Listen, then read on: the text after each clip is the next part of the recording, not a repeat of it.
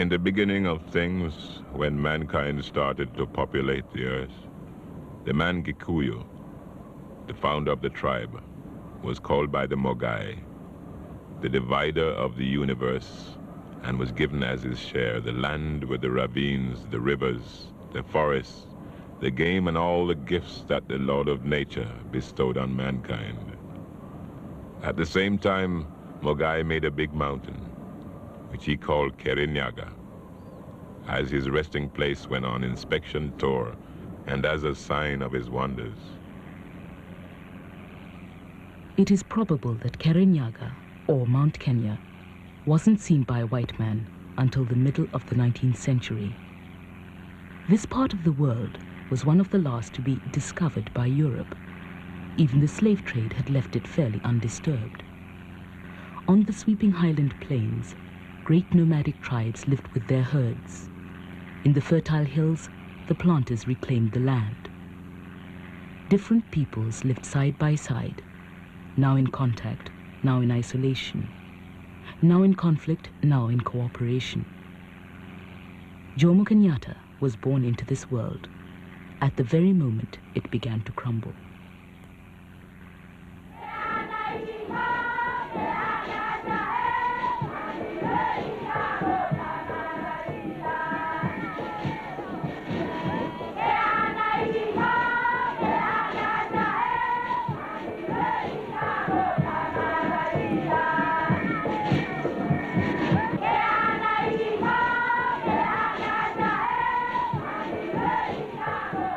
In 1895, Britain declared a protectorate over Kenya, an area of Africa the size of France with a population of several million. Kamau Wangengi, now known as Jomo Kenyatta, was among them. His birth date is uncertain, but it must have been a few years either side of 1895.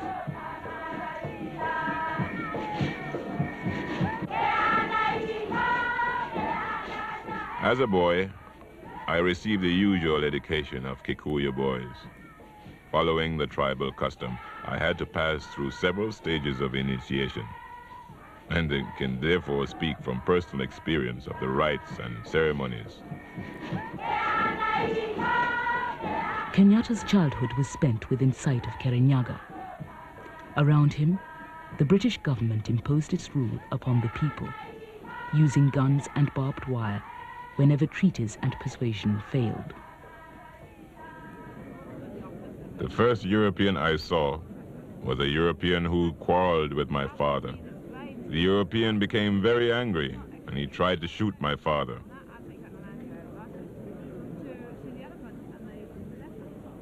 When the European comes to Gikuyu country and robs the people of their land, he is taking away not only their livelihood, but the material symbol that holds family and tribe together.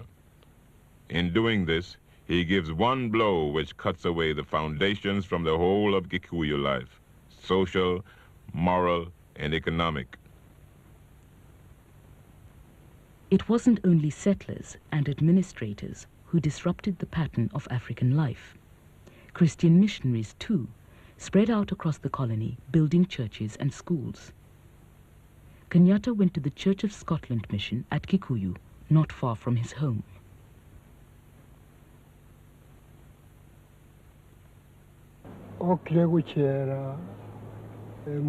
He had trouble with his leg, and while he was in the hospital here, he came to like education. He joined the school in August, entered the dormitory, and became a pupil. He was practicing carpentry while attending lessons in the classroom.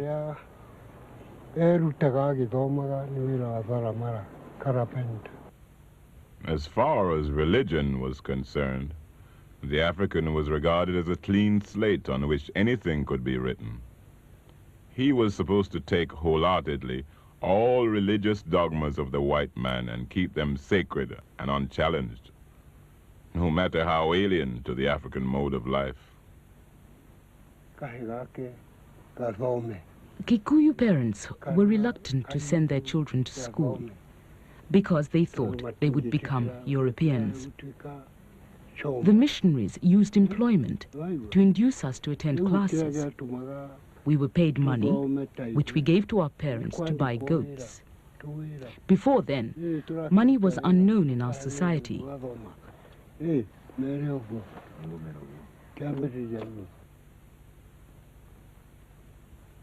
Kenyatta emerged from the mission in 1914 with a new name, a Christian name, Johnston. Known as K.N. Johnston or Johnston Kamau, he set out on the career for which he had been prepared, a minor servant of the colonial economy. In those days, white settlers or white people were not happy to see Africans try to improve their way of life.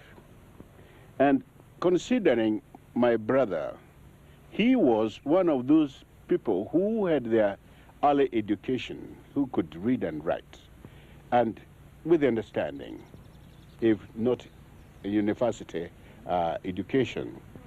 And he was looked on amongst advanced or educated people. He used to wear a large hat, usually worn by South Africans, and he also wore a jumper coat. He carried a rhinoceros hide whip. That was when he started wearing a belt decorated with beads of various colors. Such a belt is known as Kenyatta. He told people his name was Kenyatta. He was known thereafter as Kenyatta, and no one dared address him by any other name, or he might be beaten up. He was a bit of a bully, a ruffian, but not all that bad. He merely wanted to assert himself. There are so many incidents which took place during that time because he was the first African to have a motorbike. And because some of the Europeans who were in Kenya were not very happy about it, there were a time that there were collisions with those Europeans who see him in a motorbike. And because he doesn't want to be let down by them, well, he has to defend himself. Here again we see my brother very smartly dressed, and his young and only son, Peter Muigai Kenyatta. He was very young little boy. Then his lovely lady, Wahu, or Grace Wahu. Ali mwanake no ali mundu mwega muno mukeni na mwendi andu muno ningi ni ali mwendi kulima. He was a young man, a very nice man, a jolly sort of fellow who loved others very much. He also liked farming. He is a farmer. He grows anything, fruit, maize, everything. We lived in Nairobi. As a young bride, I had to be given pleasure. Those were really good times. He had no dependents other than myself and our son, Peter. I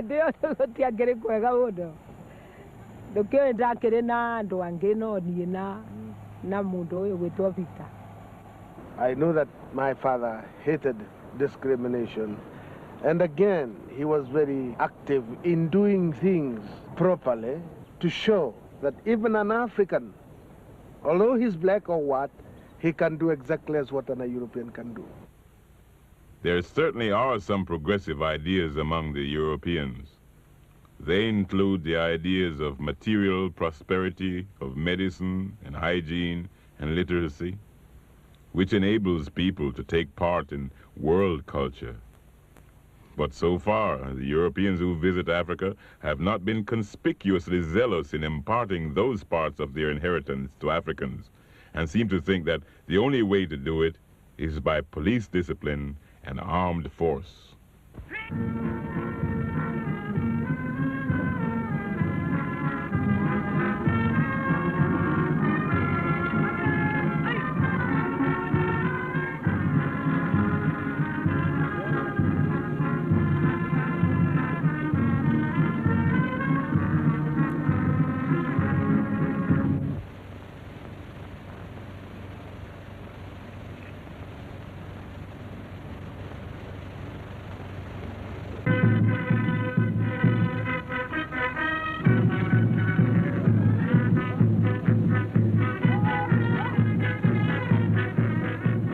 The first organized African protest against British rule in Kenya occurred in 1922. Harry Thuku, another young man of the same generation as Kenyatta, and with a similar background, spoke out against the alienation of African land for the exclusive use of white settlers, against the low level of African wages, and against the native registration system. Thuku was arrested and deported without trial. His political party, the East African Association, which drew its membership from many different tribes, was banned. To prevent any further growth of nationalism, the colonial government now forced African politics onto a local and tribal level. When we formed the Kikuyu Central Association, Kenyatta was still an employee of the Nairobi municipality. We discovered that he was a clever man who knew the English language well. And since none of us could speak the language, we decided to engage his services. When we later appointed him Secretary General of our party, he was called into the government office and told, "If you have become a member of that association, tell us right now, and you will be fired. If you don't want to be fired, say so, and you will be prosecuted and imprisoned for contravening government employment regulations by joining a political association." Kenyatta agreed to give up his job. In social relationships in Kenya, Europeans are masters and Africans servants. The vast majority of these Philistine whites in Africa believe that relationship to be part of the natural order of human society. Anyone doubting this idea would be regarded as a Bolshevik. Kenyatta suggested that we start a newspaper, Mwigwithania, the Reconciler, and the association approved his suggestion. Through our publication, people became aware of their rights and desired to demand their freedom. They found that they could never be satisfied with the colonial government's reaction in Kenya.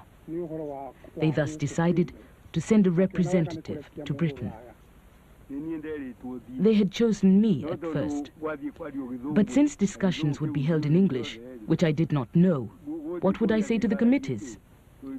We therefore decided to send Kenyatta. I was told to sign his security bond, which I did. It was Kenyatta whom we sent to Britain. Kenyatta's first major test as a politician came ironically while he was away from Kenya. A bitter conflict had broken out in his absence between the Protestant missions and their Kikuyu converts over the question of female circumcision, the Kikuyu custom of removing part of the clitoris.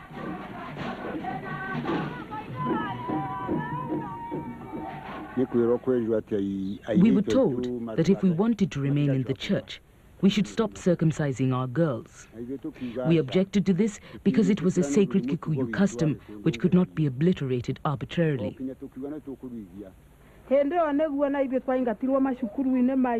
We were excommunicated from the church and our children expelled from the missionary schools. And we had built many of the schools and churches ourselves.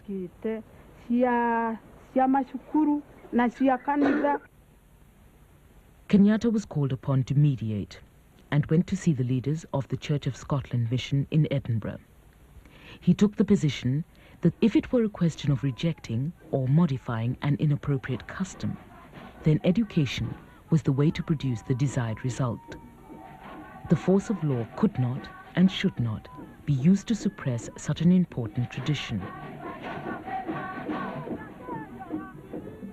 You could hear my father's name being mentioned in songs and dances which were danced by then, criticizing the missionary. One called Muthiregu, of which they used to say that Jomo or Johnston Kamau, he'll have a cup of tea with other natives. That's a kanywa chai native. That's to mean that he'll have the tea together with other natives. although he's in Britain. So his reputation was kept by those who knew what he was doing. Na maito ne moru, na baba ne moru, ni ende mogekoyo, dinge garurandini.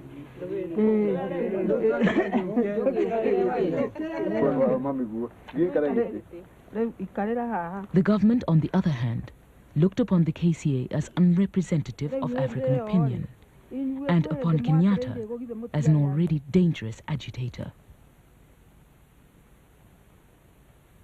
He was in England at the time with a kind of commission from his people to represent them where and when he found useful.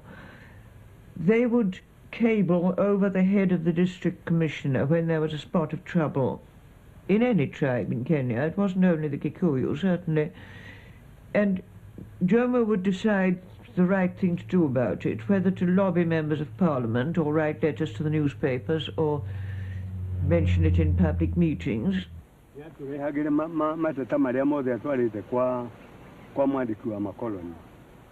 He always sent us copies of his dealings with the colonial office, and we kept him informed of what was happening here. Active agitation was forbidden, and if we presented our grievances to the local administrative authorities, they never bothered to put things right. We could only agitate directly through London. There was a question of the Wakamba having had their land curtailed. We're now told that their cattle were too numerous and were causing soil erosion. Incidentally, Libby's had set up a canned beef factory on the edge of the land, and it was very convenient to have the cattle slaughtered. The Wakamba didn't find it so convenient, so they cabled Kenyatta, who got the particulars, and we made a lot more people in England aware of the kind of thing that was going on, with letters to the New Statesman, the Guardian, and what not, and would certainly have known anything about it at all if it had been left to the government. The African is conditioned by the cultural and social institutions of centuries to a freedom of which Europe has little conception. It is not in his nature to accept serfdom forever. He realizes that he must fight unceasingly for his own complete emancipation, for without this, he is doomed to remain the prey of rival imperialisms. Britain transplants her institutions and functionaries with her flag, and when the acting governor opens the new law courts, Whig and judges' robes uphold the dignity of the occasion, and the Chief Justice makes a suitable oration. The garden party at Government House is the social event of the celebrations, which exhibit a characteristic temper of intense loyalty. All Europeans as such, and however uneducated, have votes. No African, however educated, has one. The education of all African children is restricted to what these European exploiters believe to be good for them. For instance, how to pick coffee with 2 hands. If you want winter sport unspoilt by organization and regimentation, you want to go to darkest Africa for it. You may not believe it, but there it is. Mount Kenya in the background, and we're going to try a bit of skiing practically on the equator. Ladies and gentlemen, you are about to witness the All-African Skiing Championship. Now the experts show how it's done. Bright fellows who, before they took to empire building, did a spot of winter holidaying in Switzerland.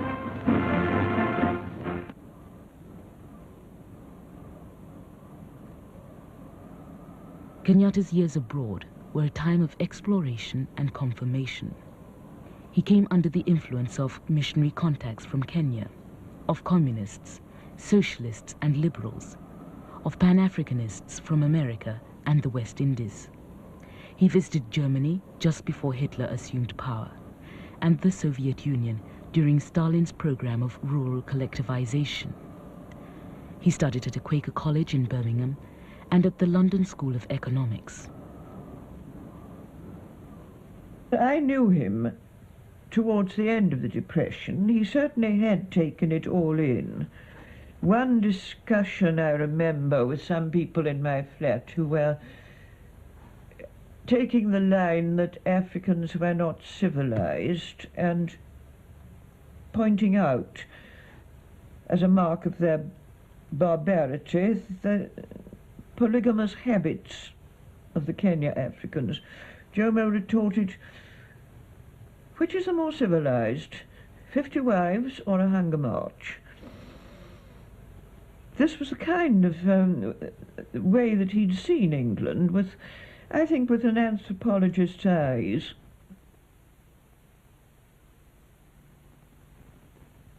By the late 1930s, Kenyatta's ideas began to crystallize and found expression in his book, Facing Mount Kenya. It was as much a political indictment of colonialism as an affirmation of the strength of traditional Kikuyu culture. In many ways, it was his declaration of independence as a nationalist.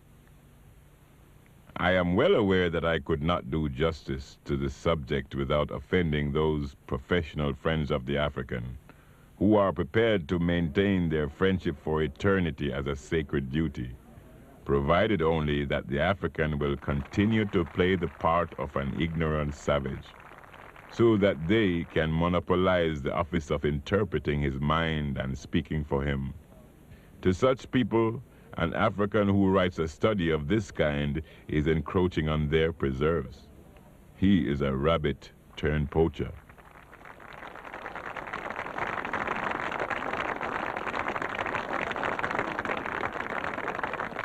He was a man who was sought after by many Africans. They knew of his commitment, they were aware of his dedication, and many did so from a point of compensation.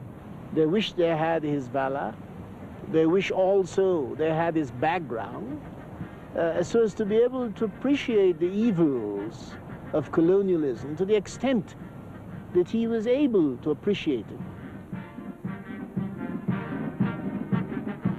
I don't know how early this sense of himself as, so to speak, the uncrowned king grew upon him, but I know it was there very strongly. I remember he once told me that in Kenya, mothers would tell their children to soothe them when they were in distress, Kenyatta coming. Kenyatta's prospects for returning to Kenya were negligible by the time the Second World War began. His KCA colleagues, as well as the leaders of several other political parties, were detained without trial in 1940. Kenyatta's efforts to reform the political situation in Kenya by pressuring the British government in England appeared to have had no success. He moved out of London to Storrington, a Sussex village 40 miles to the south. He was absolutely cut off from supplies and almost absolutely from correspondence. While at Storrington, Kenyatta met and married his second wife, Edna Clark, an English governess. I think Edna encouraged him a great deal to take a job, and he took a job as a farm labourer. He got on famously with the other farm labourers. He worked harder, I should think, than any normal Englishman did, though I must say at the end of his first week he came home and told me that he hadn't known that English people could work as hard as his labouring friends did. He'd never seen them do anything like that in Kenya, you see. Kenyatta remained in Storrington throughout the war years, although he travelled frequently to lecture to searchlight brigades, workers' groups, and anyone else who would listen to him. In 1945, he took part in the 5th Pan-African Congress at Manchester, but he held himself back from any specific commitments.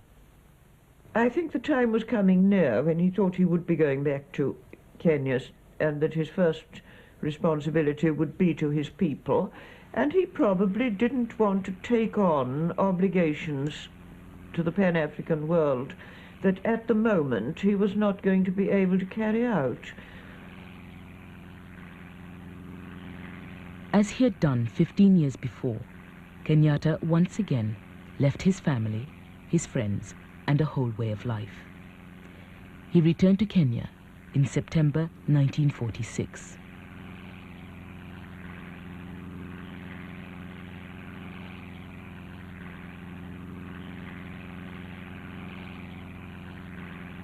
Kenyatta's first concern, however, when he had settled down, was not with politics, but with education. 7 months after his return, Kenyatta became principal of the independent African Teachers College at Githunguri. He also married again.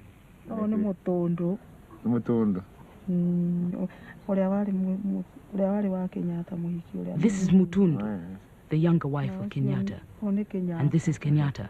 And here I am, and this is my daughter Wambaki.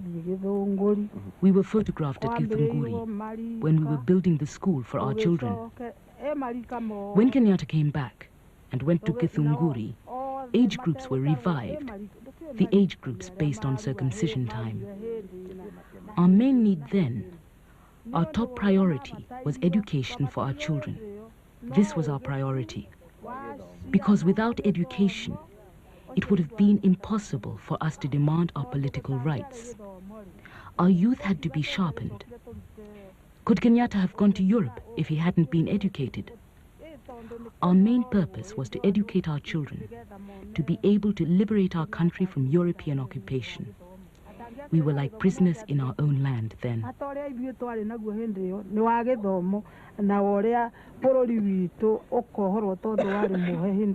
Kenyatta had returned at a moment when the climate for African politics seemed to be improving.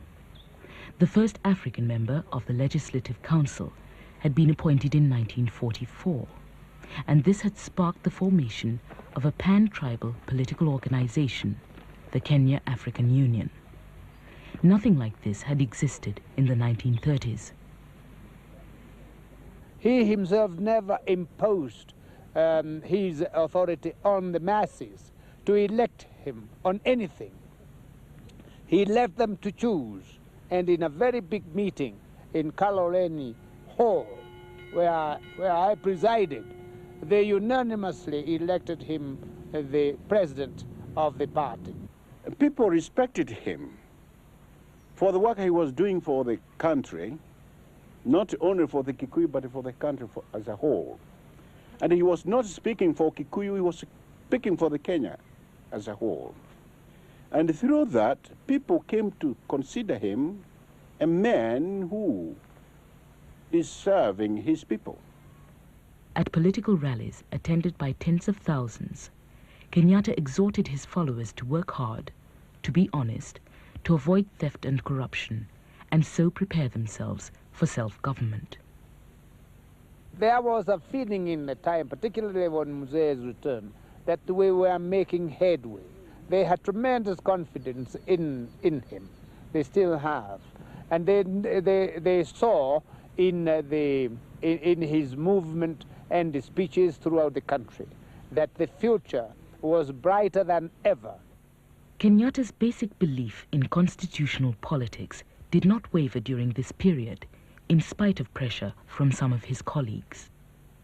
In 1951 and 52, as other leaders began to go underground and to consider more militant tactics, Kenyatta held a series of meetings to denounce violence and Mau Mau. The Kenya African Union is not a fighting union that uses fists and weapons. If any of you here think that force is good, I do not agree with you. Remember the old saying that he who is hit with a club returns, but he who is hit with justice never comes back. The strength of these denunciations brought him, at one point, into direct confrontation with the underground leaders, who warned him to temper his criticisms of their movement. The settlers, on the other hand, singled him out as a dangerous agitator who ought to be deported.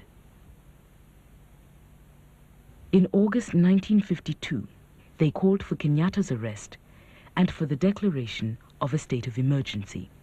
He really came to attention because of these enormous mass meetings and the tremendous demagogic power he had over the Kikuyu people, and his ability really to make them do exactly as he wished or project his ideas into them. That's really why he came to attention.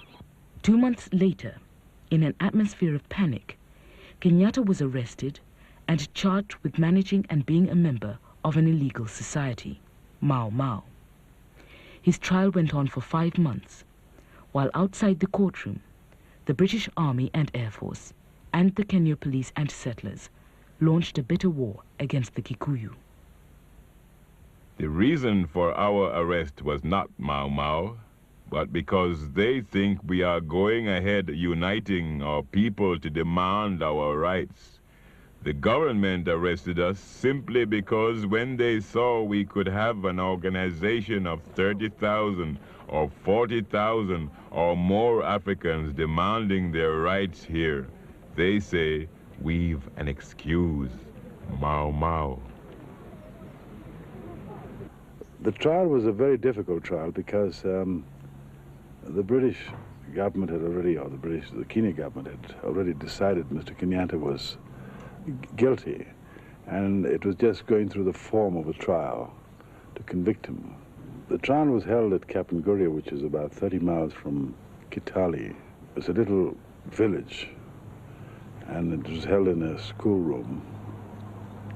And we had to motor every day 30 miles and back again in the evening. We couldn't stay in the only hotel in Kitale, which was reserved for Europeans at the time. We found it very difficult because the government had access to all the witnesses they needed. They actually had a camp in Kapenguria where the government witnesses were housed and coached. We had to get our witnesses from various parts of the country. And it entailed every evening ringing Nairobi and asking our people here to arrange to find these witnesses and send them to Kapenguria. Naturally, our line was tapped all the time, and they knew who we were after. And we invariably found that when we went to look for this witness, he disappeared. He was not available anywhere. We knew he was locked up somewhere in a camp. He was picked up in order to frustrate the trial. The judge who was conducting this trial had retired, but he was brought in specially for this case. He was well known to be anti-African, and the irony of it is, after he passed judgment that morning, he had to leave the courthouse in an armored car and was not seen in Kenya again. You, Jomo Kenyatta, stand convicted of managing Mau Mau and being a member of that society. You have protested that your object has always been to pursue constitutional methods on the way to self-government for the African people, and for the return of the land which you say belongs to the African people. I do not believe you. On April the 8th, 1953, Magistrate Ransley Thacker sentenced Kenyatta to 7 years imprisonment with hard labor, and recommended that he be restricted afterwards. Kenyatta was, in other words, never to be allowed to return to political life. Already well into his 50s, Kenyatta served his time at Lokitong, an isolated desert outpost in the arid north of Kenya.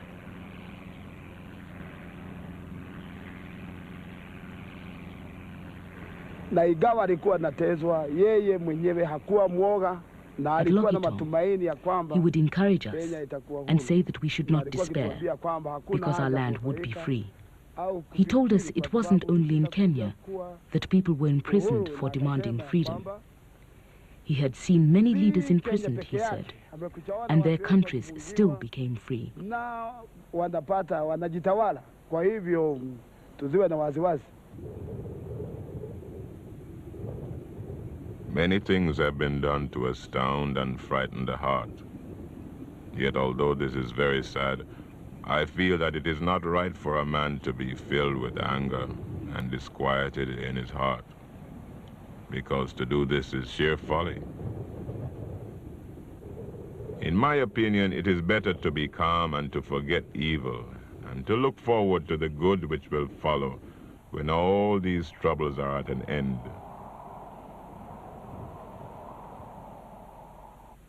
In the concentration camps, set up to hold the tens of thousands of detainees picked up in the course of the emergency, Kenyatta became the symbol of resistance and the object of a brainwashing campaign designed to eliminate him forever from the consciousness of Kenya's Africans.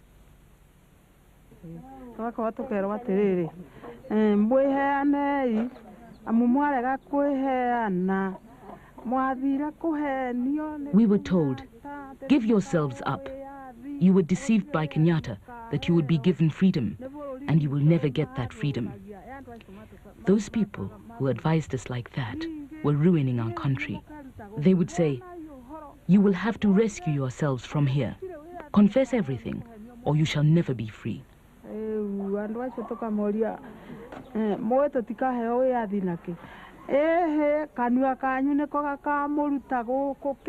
do you know we shall never get our freedom, we asked. Never, they said. It is only your mouths that will save you from here.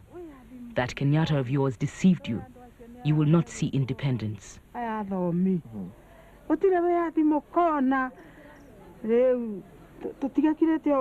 These people were Christians.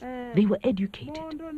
They kept telling us, you will never have any freedom. That Kenyatta you speak of will have to rescue himself. Already he's suffering from disease. He's more of an animal than a man. You will never see him again. You will never return to your homeland, and he will never return to his homeland. You're all like animals.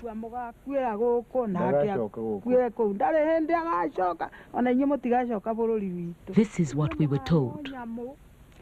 And we still see the same people today. Yes, even today, they are still with us.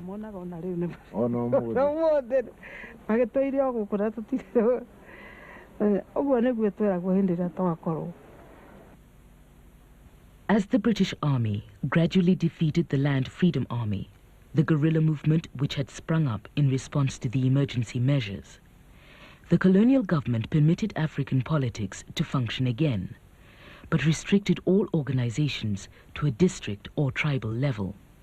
What will you do with Jomo Kenyatta when he is released in something less than 2 years' time? Well, as you probably remember, when Jomo was convicted, the magistrate at the time recommended that he should be put on what is known as a restriction order. What does that mean? That means that an order is signed by the governor restricting his residence to a particular place in the country. The order may restrict him to a mile of the place that he's living in, half a mile of the place that he's in, even a few hundred yards. Will that place be in Kikuyu country? I doubt it. We haven't actually made up our minds yet as to where it's going to be, but I certainly don't think he'll be allowed to come back to Kikuyu country.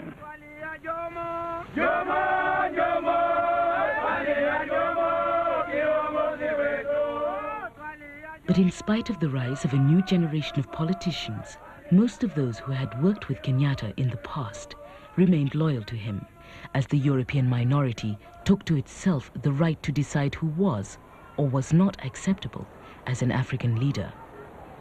Jomo Kenyatta is the father of the African nationalism and the African national movement in this country. But surely you're all rather more advanced than he is in your thinking about politics. Wouldn't he embarrass you if he was really let go now? We cannot in any sense be more advanced than our teacher and master, whom I think is much more advanced in political outlook in this country than we are. We are still just in the stages of learning politics from him. Kenyatta, now under restriction, had been moved to Lodwar, still in the northern desert. He was joined by his fourth wife, Ngina, and was allowed occasional visitors. He's alert, he's capable, he's completely well informed, and I am satisfied with him as the leader of this country. Elections in 1961 brought an African majority into the Legislative Council for the first time. But until Kenyatta was released, the leading party, the Kenya African National Union, refused to participate in the government. On August the 14th, 1961, Kenyatta came home.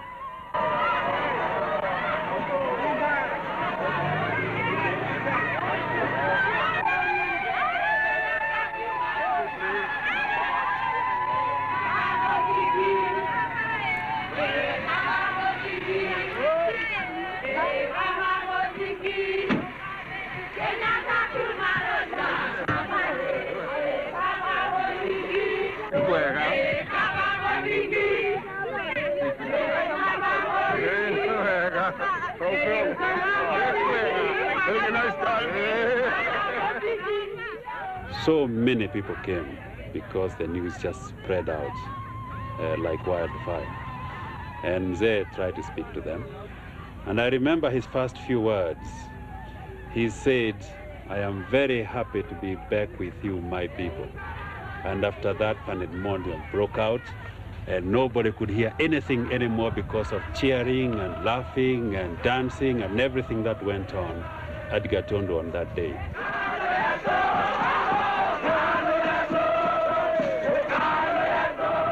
He tried to climb on a vehicle that was there so that he could see more people and people could see him, and that even made it worse, and everybody came rushing. And that was a very great day for most of us in Kenya.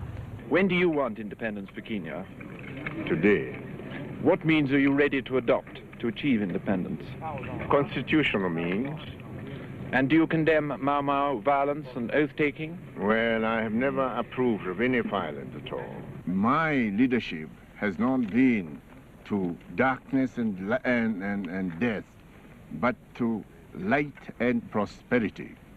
We must show the world that some of them has been wrong, that some of them have misunderstood us, and it's only by our action they will know that we mean business. Brothers, I think I have spoken enough in this language. It is not my wish that I should be speaking to you in a foreign, and for that matter, in colonialistic language.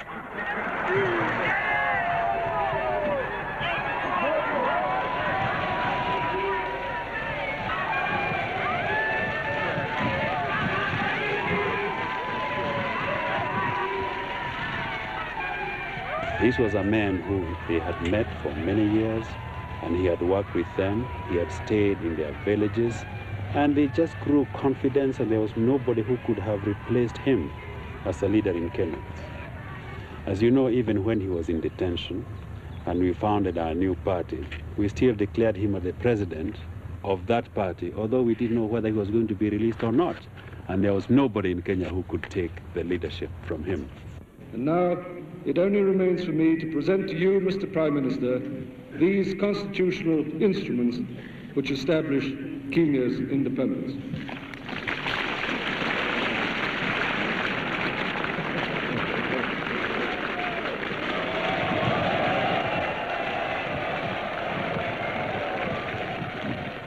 Now, from sweat, there's something. You see, this car here, my brother used to travel in this before he was arrested. They took it when it was in good order from my brother's house there. But when damaged it, they towed it right here. It was a lovely car when he was using it. This is a quite lovely car.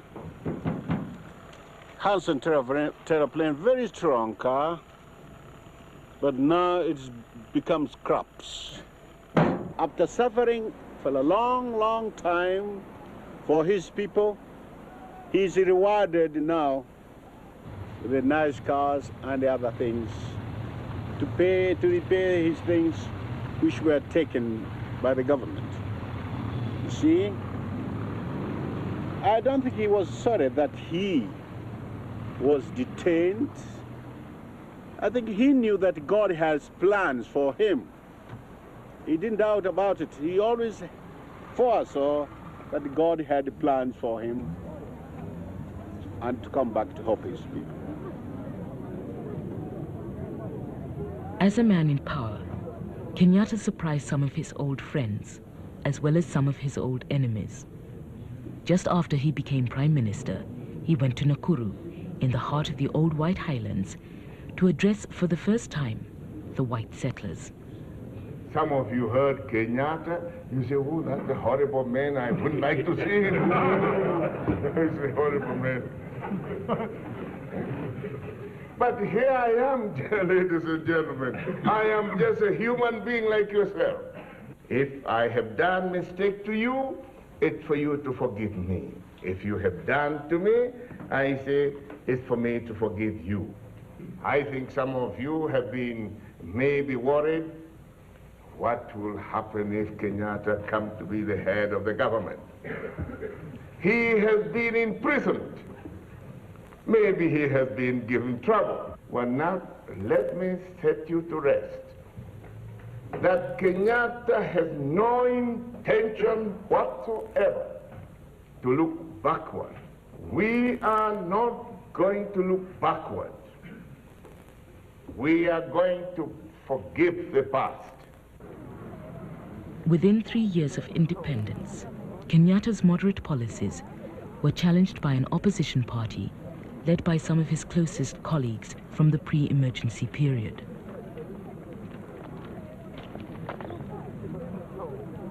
No one, not in my position, can appreciate the feeling of sadness at this parting with my old friend and comrade, Mzee Kenyatta. We worked together in Kau for many years. Both of us were arrested on the same night, subsequently tried, and either detained or imprisoned for nearly 10 years.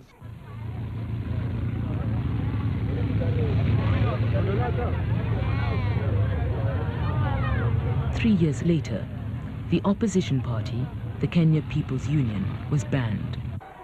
Oginga Odinga, its president, and the man who had resurrected Kenyatta's name during the emergency, Bildad Kagia and Achieng' Oneko, who had been sentenced with Kenyatta at Kapenguria, and several other politicians, were detained without trial.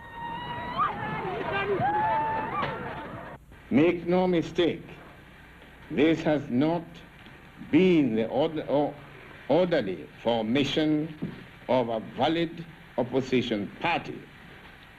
There has been no cleavage based on the honorable division in terms of high political principle.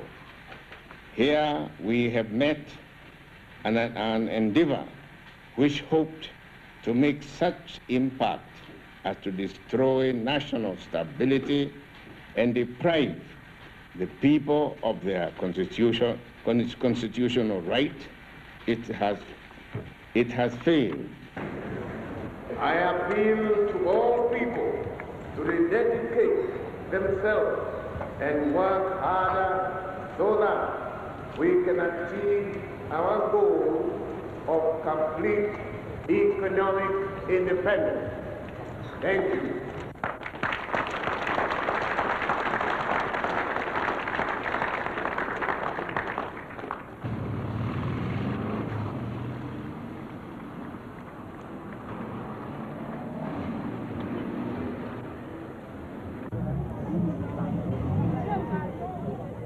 You know, Mzee Kenyatta has fought, he has struggled, and he has even suffered a great deal because he wanted independence and freedom for all peoples of Kenya. This in itself is very important. Besides, he has brought hope and pride to our people who have been oppressed in the past, to our people who have been colonized, and now they have elevated themselves to the status of other free human beings in the world. And for our people who have suffered such a long time under humiliation of colonialism, and people who are regarded as subhumans by other people in their own country, this independence, pride, and also the feeling that people are as human as anybody else is probably one of the greatest contributions that any man can make anywhere in the world.